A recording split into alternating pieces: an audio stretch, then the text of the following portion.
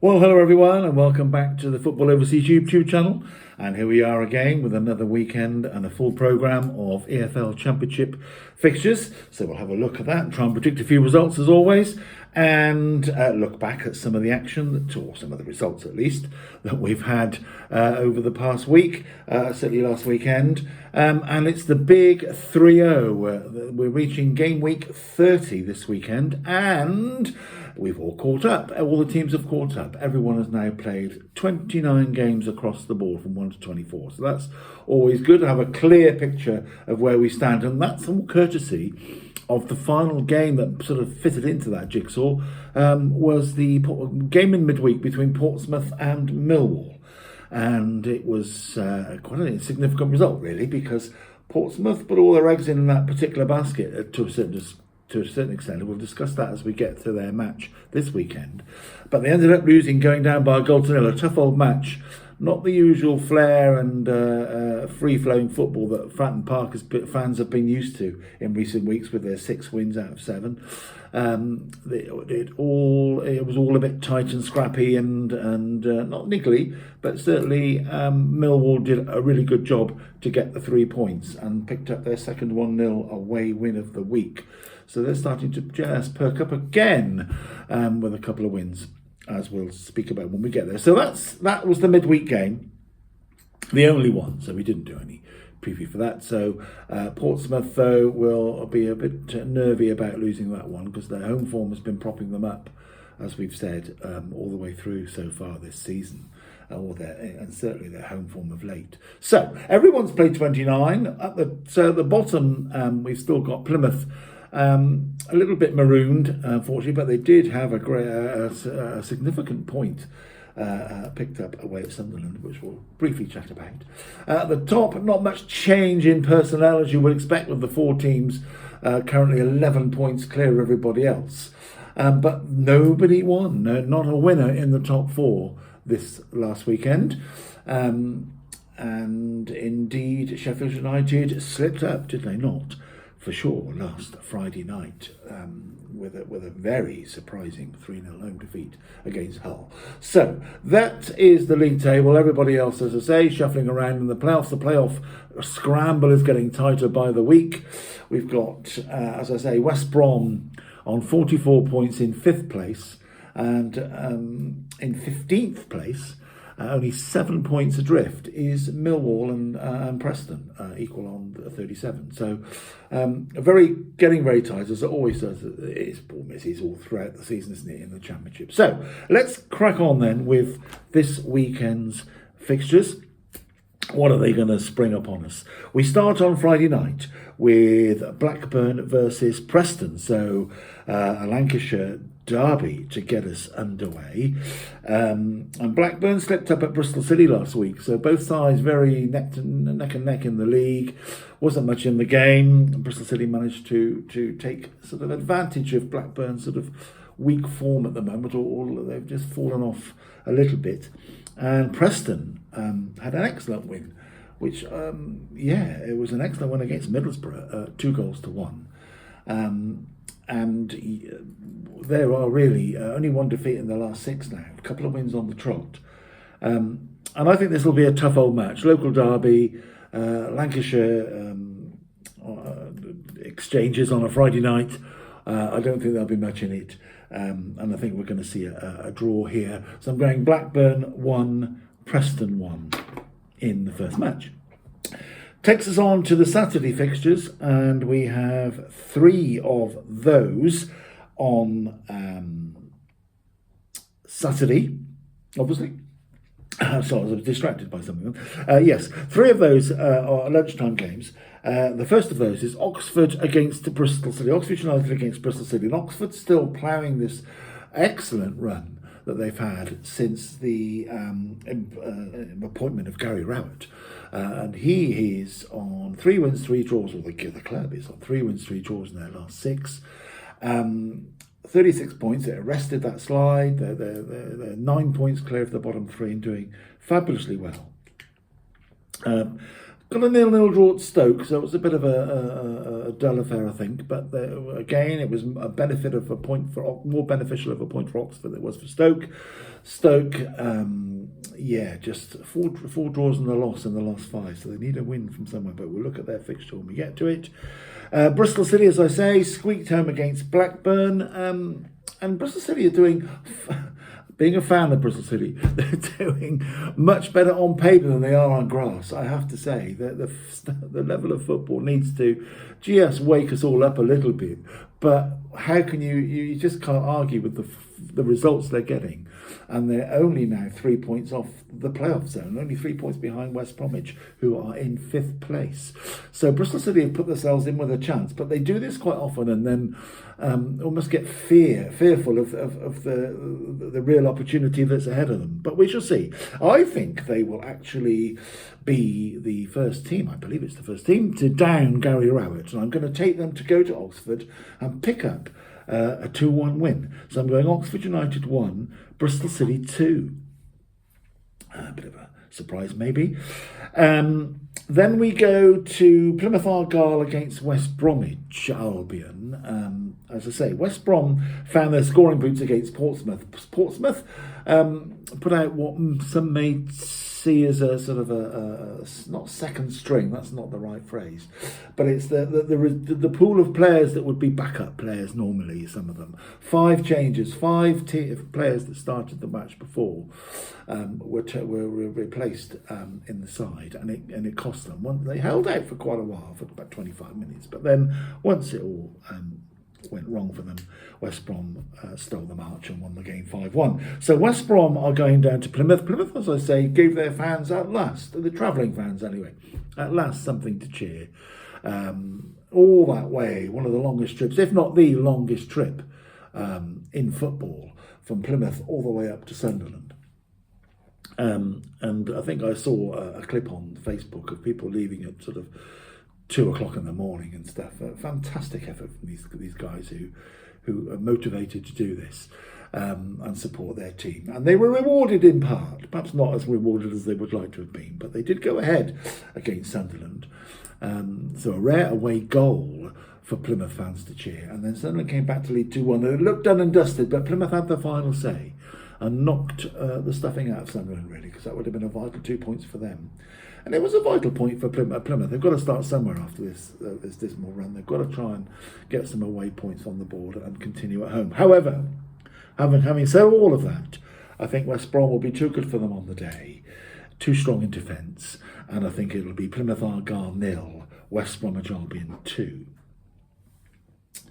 Then we go to Watford against Norwich. Norwich, who had an excellent 5-1 win against Swansea. I'm not quite sure what's happening to Swansea. 3 defeats on the drop, 4 defeats in 5, and some quite heavy defeats. They lost 3-0 to Cardiff, as I recall, and the 5-1 on last weekend. Watford, now teams are starting to get the better of Watford a little bit, and they just slipped away down to 9th, having been in that top 6 for a while, good while. Just 1 win in the last 6 for Watford, and I think their home form will be breached again. I think Norwich, perhaps this is the last chance for Norwich to start turning the corner, as I've been sort of suggesting they will do at some point. A real chance to put another win on the board straight away after that excellent 5-goal thrashing of Swansea. So I think they'll go to Watford and perhaps capitalise on Watford's sort of bit of a slip up form at the moment, a subsiding form, and I think it'll be Watford 1, Norwich City 2. Now we have the team that is really bottom of the current form league, unfortunately, Derby County. After a promising sort of start, wasn't it, at the start of the season, in the new environment that is the Championship, having came up last year, they've now gone on a real dismal run, not getting beaten heavily. In fact, they're competing in most of the matches, but they've now lost 6 on the trot, and the last defeat was 2-1 against Cardiff, and they're up against Sheffield United, who had an incredibly last weekend with a surprising 3-0 win at Sheffield United. that was the sort of start of a weekend and an eye-opener, probably the result of the weekend, I have to say. So Sheffield United will be wanting to put that right, and I think they probably will. They will see this as a chance. Well, they've got to make a stamp here, make a mark here, if they're going to really have serious designs on the top two. They can't slip up again to a side in the bottom six if they've really got designs on it, as I say. So, Derby County 6 on the trot, defeats, unfortunately. I think Sheffield United not quite the medicine you need to remedy that. And I think it'll be a comfortable win for Sheffield United.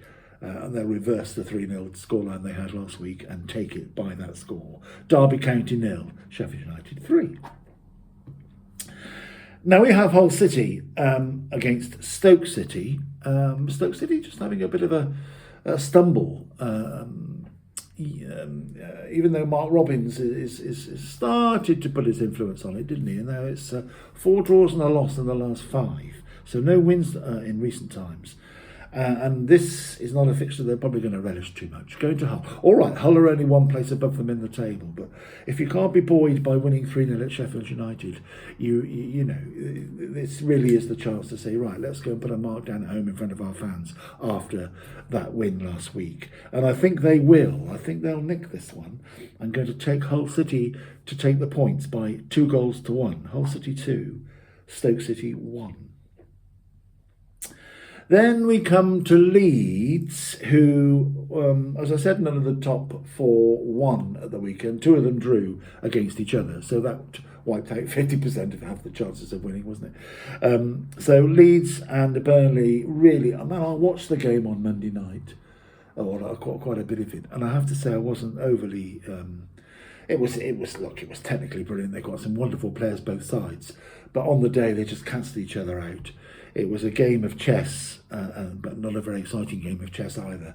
But as I think I said last week's preview, they'll have shaken hands at 8 o'clock and said 0-0, and off they would have gone into the moonlight that night. But they played it out, played the 0-0. As I say, not many thrills and spills in the match at all.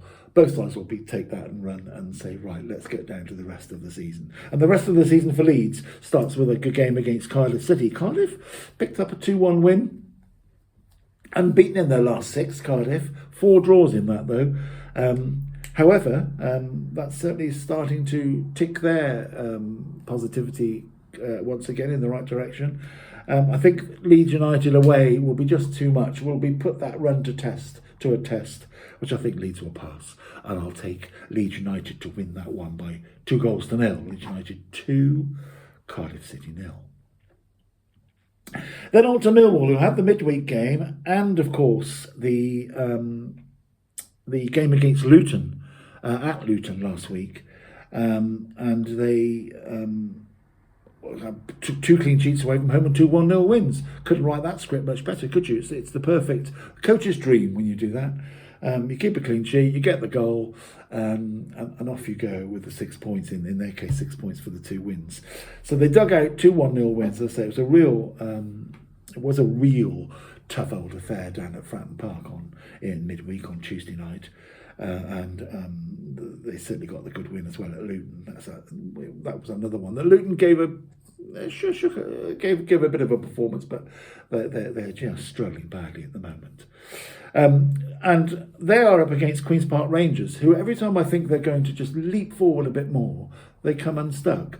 And they came unstuck at home to Sheffield Wednesday. So they're brilliant. I think it's 4 or not 5 wins on the trot at home, Queen's Park Rangers have had. And they came up against the Sheffield Wednesday, who you quite never know what you're going to get at the moment, but they're still ticking along nicely. And that certainly was an excellent win. Can't take that away from them. I didn't have that at all. Now I had it completely the other way around. So Queen's Park Rangers will be going to want to restore a little bit quickly. They don't want to go into any sort of slump, but they had 4 wins on the trot prior to that. So I think they will go to Millwall, and Millwall will be really buoyed by their 2 results. But I think it'll be a London derby, but it will be squared away as a 1-each draw. So I'm going Millwall 1, Queen's Park Rangers 1. Then we're down to Fratton Park again, and it's Portsmouth against Burnley. So Portsmouth have given their fans a little bit of a wobble now, losing at home, because their home form, as I said, been propping them up. And John Messino last week was not accused. That's a bit of a stiff word, but it was looked upon as he sort of targeted the Millwall game over and above the West Brom game. But in the mitigation for them is they've had these 2 extra games to play. You think about the fixtures over Christmas, 5 games in 2 weeks, whatever it was. Then they've got to play all these games in January. The 2 games they had postponed in December, early December. One for the rained off at Blackburn, and the floodlit failure against Millwall. They had to play them. So Portsmouth, yes, they've had a real brutal fixture list, more than anybody else in the Championship. But I don't believe in this targeting games thing. You're in the Championship, you're playing teams peer teams on a level, equal playing field. You're in the same division. Get your best side out. Not easier said than done for someone here to sit back in the warmth of a lounge and say that. But anyway, they made a couple of signings as well. So, but I think Burnley will just come down and be a shut-up shop. Be too good for them. They've been too good for just about every side in the division, haven't they, from a defensive perspective? Still only 9 goals conceded, and we're going into round 30 of matches. That is quite incredible. So I think it'll be another tough afternoon to score against Burnley. I'm going to go Portsmouth 0, Burnley 2. Sheffield Wednesday we spoke about already a little bit, and as I say, they had a good win at QPR. They now play Luton, and Luton are now staring at their 12th consecutive away defeat, I believe, which is, again, almost half a season. Well, it is half a season.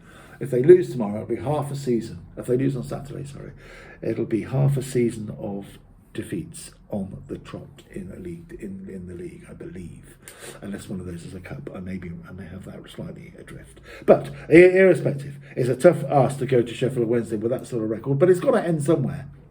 But I don't think it's going to end here at Sheffield. I think Sheffield Wednesday, on the back of their excellent win down in West London last week, QPR will put on a performance in front of their fans. Luton's shaky away record, well, it's more than shaky, isn't it? It's non-existent at the moment, unfortunately, which is costing them dearly. But Luton are staring a double relegation in the face at the moment, and they've really got to shape up pretty soon. But we shall see. So I'm going to take Sheffield Wednesday to edge it. For all Luton's woes, they haven't really been getting hammered by any means. One or two, perhaps, scorelines didn't shape up, but by and large, they've been competing in games. They've been unlucky in their games I've watched, to be fair. But I think it'll be Sheffield Wednesday 2, Luton Town 1. 2 to go, and then we're there. Swansea City against Coventry, and I said it a bit earlier on, you never know what you're going to get from Swansea, but at the moment you sort of know what you're getting from Coventry. Frank Lampard has started to make his move, maybe, or make his influence the way he wants his Coventry side to play. Just the one loss in the last 6. 3 wins on the trot, which is actually, looking down the list, the form team of the division. In as far as wins are concerned. So 3 wins on the trot, nobody can match that in recent times. So here's a chance to go to Swansea, who have been a bit sluggish of late, conceding goals as well, quite readily. 3 defeats on the trot, 4 in 5, I think, as I said. So I think Coventry will go there and impress their newly found form on this match. And I'm going to take them to go 4 on the trot, wins that is, and take the match by 3 goals to 1. So Swansea City 1, Coventry City 3. No games on Sunday in the Championship, but we leapfrog to Monday when we have a really good, hopefully it'll be a really good affair to watch to end the weekend with Middlesbrough versus Sunderland. Tyne and Wear derby. Middlesbrough both sort of had dodgy results last week, or results that they wouldn't have expected. Certainly Sunderland would have expected to have put Plymouth away at home and didn't in a 2-each draw. Hats off to Plymouth for stemming that one. And Middlesbrough, as I say, went down to Preston, informed Preston, let's not forget that, informed Preston, and fell down by 2-1. So both sides will want to put on a show to end the weekend for their fans on Monday night. And I think Middlesbrough will just take this one. There's not usually a huge amount of goals, not much to give, either side will want to give. But I'm going to take Middlesbrough to take the match by 2-1. So Middlesbrough 2, Sunderland 1. There we have it. Another weekend to look forward to.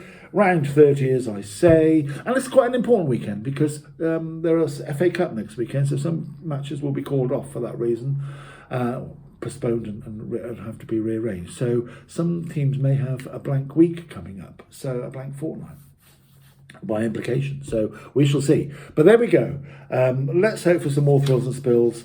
We couldn't have started off any with a bigger spill than Hull City beating Sheffield United last week. Will we get something similar? Let's see what happens. Enjoy your football. Stay healthy, stay safe. Don't forget to like and subscribe to the channel. Nudge a few of your mates over the weekend to subscribe to it too. And I will be back next week for the cup competitions. We have the FA Cup, as I say, coming up next weekend. So I'll be around in the week, no doubt. But for now, take care, have a great weekend, and I'll see you again very soon.